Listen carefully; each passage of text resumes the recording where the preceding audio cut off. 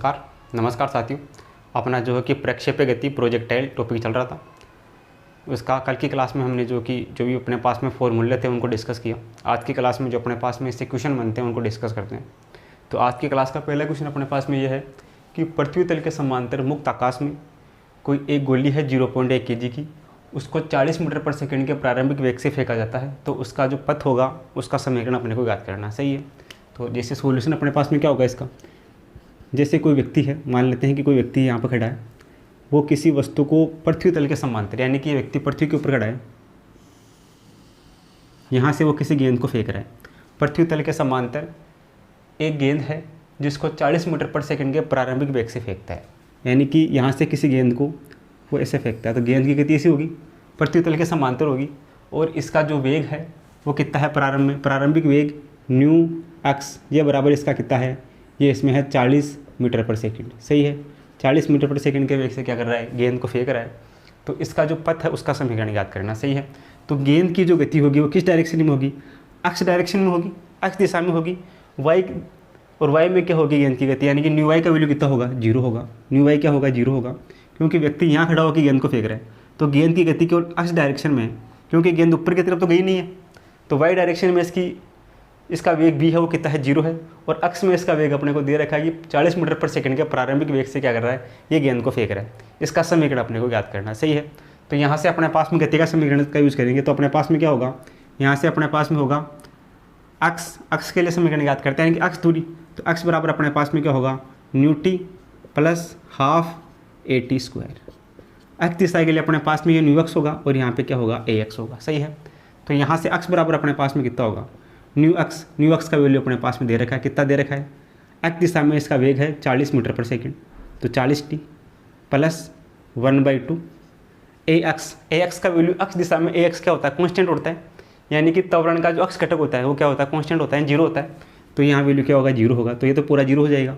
तो यहाँ से ये टी स्क्वायर, तो यहाँ से अक्ष बराबर क्या होगा, 40 टी। सही है। और यहाँ से टी बराबर कितना हो जाएगा, अक्ष बटा 40। ये अपने पास में समीकरण 1 से, यानी कि एक्स डायरेक्शन से समीकरण आएगा। अब अपने पास में वाई डायरेक्शन की बात करते हैं, तो वाई डायरेक्शन में अपने पास में वाई बराबर क्या होगा, ये अपने पास में होगा न्यू वाई टी प्लस 1/2 ए वाई टी स्क्वायर। सही है। तो यहाँ से अपने पास में जो ए वाई होगा वो कितना होगा, गुरुत्वाकर्षण अधीन वस्तु नीचे गिर रही है, तो वाई डायरेक्शन में से गति हो रही है, तो यानी कि ये कितना होगा, माइनस का जी होगा, नीचे की तरफ गिर रहा है गुरुत्वाकर्षण के अधीन, तो इस ए वाई का वैल्यू कितना होगा, माइनस का जी होगा। तो यहाँ से क्या आएगा अपने पास में, वाई बराबर अपने पास में इसका वाई दिशा में घटक कितना है, यू वाई, ये अपने पास में 0 है, तो ये 0 हो जाएगा, ये प्लस ये 1/2 ए वाई का वैल्यू कितना है, माइनस का जी, और ये है टी स्क्वायर। तो यहाँ से वाई बराबर कितना आएगा, ये आएगा माइनस का g/2 टी स्क्वायर। ये समीकरण बनेगा वाई का। टी का वैल्यू अपने पास में ये रहा, उठा के इसमें रख देते हैं, तो अपने पास में वाई बराबर क्या होगा, ये अपने पास में होगा माइनस का जी का वैल्यू कितना होता है, 10, तो ये अपने पास में 10/2 टी का स्क्वायर कर दो, ये कितना होगा, एक्स स्क्वायर बटा, यानी कि एक्स बटा 40 का स्क्वायर। तो यहाँ से वैल्यू कितना आएगा, यहाँ से वैल्यू आएगा, ये कटेगा, ये 0 से 0 कटेगा, तो अपने पास में होगा माइनस का 10/2 एक्स स्क्वायर बटा 4 चौक 1600। तो यहाँ से अपने पास में वाई बराबर कितना आएगा, यहाँ से अपने पास में 0 से 0 कटेगा, 16 दूना 32, तो ये माइनस का एक्स स्क्वायर अपॉन 320। ये अपने पास में क्या होगा, गति का समीकरण होगा। ये जो गति का समीकरण है अपने पास में क्या होगा, एक्स स्क्वायर माइनस का एक्स स्क्वायर बटा 320। तो अपने पास में यहाँ से जो गोली फेंकी जा रही है उस गोली का पथ का जो समीकरण है वो अपने पास में ये आएगा, वाई डायरेक्शन में। ठीक है। वाई इक्वल टू माइनस का एक्स स्क्वायर अपॉन 320, या फिर अपने पास में जो परवलय के लिए जो समीकरण होता है उस समीकरण में थीटा बराबर 0 रख दो, क्योंकि ये क्या हो रहा है, पृथ्वी तल के समांतर है, पृथ्वी तल के समांतर आ रहा है, तो इसका पृथ्वी तल के साथ जो कोण कितना है, थीटा बराबर 0 डिग्री है। तो जो अपने पास में परवलय का समीकरण जो हमने कल डिस्कस किया था उस समीकरण में थीटा की जगह 0 रख दो, यानी कि उसमें क्या होगा, अपने पास में b cos theta minus g/2 x square u square cos square theta, उसमें थीटा बराबर 0 रख दो, तो अपने पास में ये वैल्यू आ जाएगा। सही है। वैसे अपने पास में क्वेश्चन दिया गया है कि एक खिलाड़ी 36 धरातल से किस कोण से गेंद को फेंके कि वह अधिकतम दूरी पर जाए। कोई व्यक्ति है 36 धरातल से किसी गेंद को यहाँ से फेंक रहा है, तो वह जो है कि किस कोण पर फेंके कि गेंद अधिकतम दूरी पर जाए, थीटा अपने को ज्ञात करना है। सही है। तो यानी कि ये बोल रहे हैं कि कोई व्यक्ति यहाँ से किसी गेंद को फेंक रहा है, तो वो यहाँ से किस कोण पर, यहाँ से कोण थीटा का मान कितना हो कि ये जो है कि गेंद अधिकतम दूरी, यानी कि इसके परास जो हो वो क्या हो, अधिकतम हो, क्षैतिज धरातल से अधिकतम दूरी पर जाए, यानी कि इसकी जो परास जो हो वो आर क्या हो, सर्वाधिक हो। तो परास आर बराबर अपने पास में क्या होता है, आर के लिए अपने पास में फॉर्मूला क्या होता है, ये अपने पास में होता है u square sine 2 theta upon g, ये होता है अपने पास में आर के लिए फॉर्मूला। तो यहाँ से ये क्या बोल रहा है कि अपने पास में जो है कि गेंद को धरातल से किस, एक खिलाड़ी क्षैतिज धरातल से किस कोण से गेंद को फेंके, यानी कि अधिकतम दूरी विस्थापन, यानी कि जो साइन 2 थीटा है उसका मान क्या हो, अधिकतम हो। तो साइन 2 थीटा का मान अधिकतम कब होगा, रेंज अधिकतम कब होगा, जब साइन 2 थीटा का मान अधिकतम, और जब साइन 2 थीटा का मान अधिकतम कब होगा, जब इसका मान कितना होगा, 1 होगा। तो यहाँ से इसको क्या लिख सकते हैं, इसको लिख सकते हैं साइन 2 थीटा इक्वल टू 1 बराबर क्या लिख सकते हैं, साइन 90, साइन से साइन कटेगा तो यहाँ से 2 थीटा बराबर कितना होगा, 90 डिग्री। तो थीटा बराबर कितना होगा, 90/2 45 डिग्री। तो यानी कि किसी भी गेंद को क्षैतिज धरातल से 45 डिग्री के कोण पर फेंकेंगे तो वो गेंद है अधिकतम क्या करेंगी, दूरी तय करेंगी, यानी कि इसके लिए परास यानी रेंज का मान क्या होगा, सर्वाधिक होगा। सही है। तो ये अपने पास में क्या हो जाएगा, रेंज के लिए फॉर्मूला हो जाएगा आर बराबर u square sine 2 theta upon g. Sine 2 theta का मान अधिकतम होगा तो अपने पास में क्या होगा कि गेंद की दूरी जो परास होगी वो सर्वाधिक होगी, तो इसका मान कितना होगा, 1 होगा। और 1 अपने पास में किसका वैल्यू होता है, साइन 90 का, साइन से साइन कटेगा, इधर अपने पास में 2 थीटा बचेगा, इधर अपने पास में 90 बचेगा। तो थीटा बराबर कितना हो जाएगा, 45 डिग्री। यानी कि किसी भी गेंद को यहाँ से 45 डिग्री कोण पर फेंकेंगे, थीटा बराबर 45 डिग्री होगा, तो इसकी जो परास आर होगी वो क्या होगी, सर्वाधिक होगी। आर का मान क्या होगा, मैक्सिमम होगा। सही है। तो अपने पास में इसके वैल्यू थीटा का मान कितना हो जाएगा, 45 डिग्री हो जाएगा। इसको नोट करो, फिर आगे चलते हैं।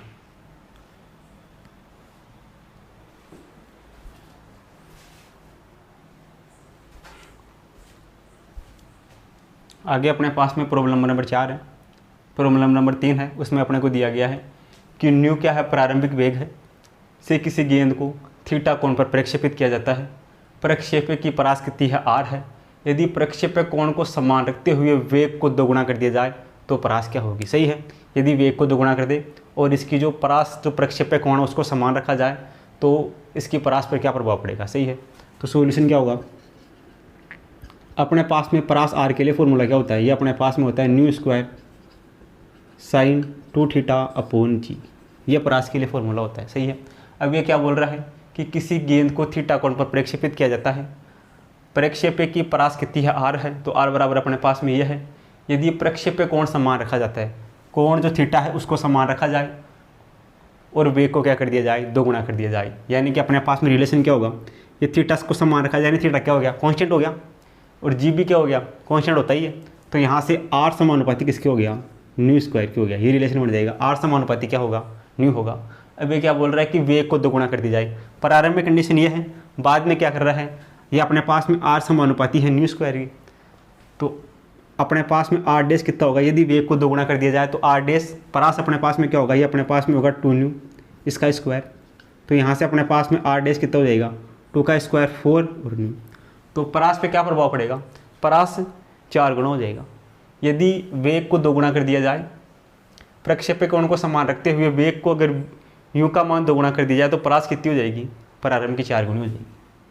ये कितनी हो जाएगी, 4 न्यू स्क्वायर, यानी कि ये किसके बराबर हो जाएगी, 4 गुना हो जाएगी। यानी कि रिलेशन क्या जाएगा, आर बराबर 4, आर डैश बराबर 4 आर। जो परास होगी वो प्रारंभिक परास की कितनी हो जाएगी, 4 गुना हो जाएगी, वेग को 2 गुना करने पर। ठीक है, ये रिलेशन अपने पास में आ जाएगा। आगे अपने पास में एक क्वेश्चन है, इसमें अपने को दिया गया है कि प्रक्षेपक गति में महत्तम ऊंचाई h और उड्डयन काल t में संबंध ज्ञात करना। सही है। तो अपने पास में सॉल्यूशन क्या होगा, अपने पास में h बराबर महत्तम ऊंचाई, h बराबर अपने पास में क्या होती है, ये अपने पास में होती है u square sine square theta upon 2 और जी, ये अपने पास में महत्तम ऊंचाई के लिए समीकरण होता है। और अपने पास उड्डयन काल t बराबर अपने पास में होता है 2 new sine theta upon g, ये अपने पास में h का वैल्यू, ये अपने पास में क्या t का वैल्यू। इन दोनों में क्या करना है, रिलेशन फाइंड करना है। तो इन दोनों में रिलेशन क्या होगा, यहाँ से अपने पास में जो t/2 है, यानी कि t/2, इस 2 को इसके बटा में भेज दें तो t/2 बराबर अपने पास में कितना होगा, new sine theta upon g, ये होगा अपने पास में। इस मान से ये मान अपने पास में हो जाएगा। और इसको हम क्या लिख सकते हैं, इसको हम ऐसे लिख सकते हैं क्या, इसको हम ऐसे लिख सकते हैं 1/2 new sine theta upon g इसका स्क्वायर इंटू जी। इसको ऐसे लिख सकते हैं क्या, लिख सकते हैं। देखो यहाँ से न्यू स्क्वायर साइन स्क्वायर, तो new square sine square upon में जी स्क्वायर, ये जी स्क्वायर, ये जी से जी कटेगा तो कितना बचेगा, जी बचेगा, और ये 2, इसको ऐसे लिख सकते हैं। तो यहाँ से अपने पास में वैल्यू क्या हो जाएगा, तो एच बराबर अपने पास में क्या हो जाएगा, एच बराबर देखो g/2 u sine theta upon g, u sine theta upon g, इसका वैल्यू कितना है t/2, ये वैल्यू उठा के इसमें रख दो t/2, इसका क्या होगा स्क्वायर। तो यहाँ से एच बराबर क्या होगा g/2 t²/4। तो यहाँ से एच बराबर क्या होगा g/4 दूनी 8 और ये क्या होगा t²। ये अपने पास में एच में टी में क्या होगा, रिलेशन होगा। सही है, एच बराबर अपने पास में होता है, टी बराबर अपने पास में ये होता है। इसको हम इस फॉर्म में लिख सकते हैं और इसको हम इस फॉर्म में लिख सकते हैं। ठीक है, अब यहाँ से ये वैल्यू है, इस वैल्यू को उठा के इसमें रख दो तो अपने पास में समीकरण बन जाएगा। इसका स्क्वायर क्या होगा t²/4, तो यहाँ से क्या हो जाएगा g/8 t²। एच और टी में ये क्या होगा, रिलेशन होगा। सही है, इसको नोट करो, फिर आगे चलते हैं। आगे अपने पास में क्वेश्चन नंबर 5 है। इसमें अपने को दिया गया है कि किसी प्रक्षेप्य की ऊंचाई y दी गई है और 36 दूरी अक्ष अपने को क्वेश्चन में दी गई है। y का वैल्यू अपने पास में है 8t - 5t² और x का वैल्यू अपने पास में 6t। जहाँ पर t क्या है, समय है, तो वह वेग जिससे प्रक्षेप्य को प्रक्षेपित किया जाता है, यानी कि प्रक्षेप्य का प्रारंभिक वेग अपने को ज्ञात करना। सही है, तो वेग अपने पास में क्या होता है, इस स्थिति में समय के सापेक्ष परिवर्तन वेग कहलाता है। अपने को अक्ष की y की स्थिति दी गई है, तो इसका समय के साथ अवकलन कर दे तो अपने पास में क्या जाएगा, वेग आ जाएगा। तो वेग अपने पास में क्या होगा, सॉल्यूशन अपने पास में क्या होगा, वेग v/, यानी कि y का समय के साथ अवकलन, ये अपने पास में कितना होगा dy/dt। तो dy इसका t के साथ अवकलन कितना होगा, ये होगा 8 - 10t होगा। वैसे ही अपने पास में v का अक्ष के साथ ये अपने पास में क्या होगा dx/dt, यानी कि अक्ष में समय के सापेक्ष परिवर्तन vx, ये अपने पास में कितना होगा, इसका समय के साथ t के साथ अवकलन कितना होगा 6 होगा। ये अपने पास में vy का वैल्यू होगा, ये अपने पास में क्या होगा vx का वैल्यू होगा। ये क्या वेग कहाँ पर पूछ रहा है, वेग वह वेग जिससे प्रक्षेप्य को प्रक्षेपित किया जाता है, यानी कि प्रक्षेप्य के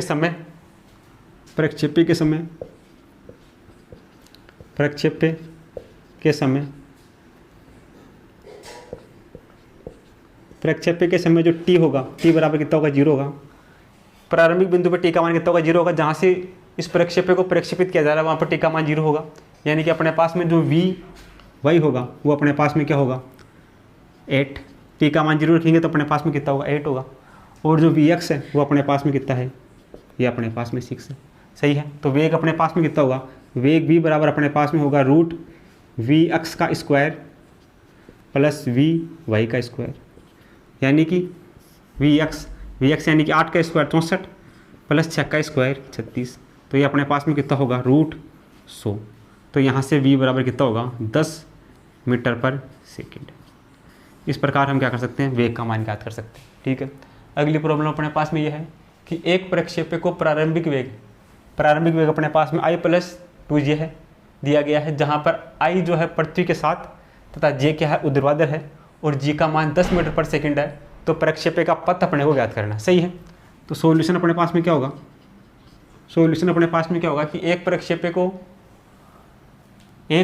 को एक प्रारंभिक वेग से i+2j मीटर/सेकेंड दिया जाता है, जहाँ पर i जो है पृथ्वी के साथ तथा j ऊर्ध्वाधर है। यदि g बराबर 10 मीटर/सेकेंड स्क्वायर है तब प्रक्षेप्य का पथ अपने को ज्ञात करना है। तो सॉल्यूशन अपने पास में क्या होगा, ये अपने को ऐसे दिया गया है कि अपने पास में इसका जो अक्ष घटक है, यानी कि जो अपने पास में vx है, न्यू अक्ष जो अपने पास में है वो अपने को दिया गया है i, और जो न्यू y है वो अपने को दिया गया है कितना 2j। ये अपने पास में है, ये अपने पास में अक्ष में घटक है, ये अपने पास में y में घटक है। इसके लिए अपने को क्या करना है, प्रक्षेप्य का समीकरण याद करना। सही है, तो प्रक्षेप्य का समीकरण अपने पास में क्या होगा, ये अपने पास में क्या होता है, अक्ष के लिए अपने पास में क्या होगा new t plus half A T square. तो अक्ष के लिए न्यू एक्स और ये अपने पास में ए टी स्क्वायर यानी कि ए एक्स टी स्क्वायर, ये होगा अपने पास में। तो यहाँ से अपने पास में क्या दिया गया है, एक्स इक्वल टू जो न्यू एक्स का वैल्यू अपने पास में कितना है आई कैप, यानी कि इसके मल्टीपल में कितना 1 है, तो न्यू एक्स का वैल्यू अपने पास में कितना है 1। तो अब न्यू एक्स का वैल्यू अपने पास में 1 है तो ये क्या हो गया अपने पास में टी, और ए एक्स का वैल्यू अपने पास में 0 होता है तो अपने पास में एक्स बराबर क्या हो गया टी हो गया। सही है, एक समीकरण अपने पास में लिया गया। दूसरा अपने पास में वाई के लिए वाई बराबर क्या होगा u y t minus g by two a y t square. सही है, ए वाई की जगह अपने पास में कितना आ गया जी हो गया। सही है, तो अपने पास में ये समीकरण बन गया। अब यहाँ से देखना ये वाई बराबर अपने पास में कितना होगा, इसका न्यू वाई अपने पास में कितना है मल्टीपल में 2 है तो इसका वैल्यू अपने पास में कितना है 2, ये अपने पास में कितना है टी माइनस यहाँ से अपने पास में कितना होगा जी बाई 2, यहाँ से अपने पास में टी स्क्वायर।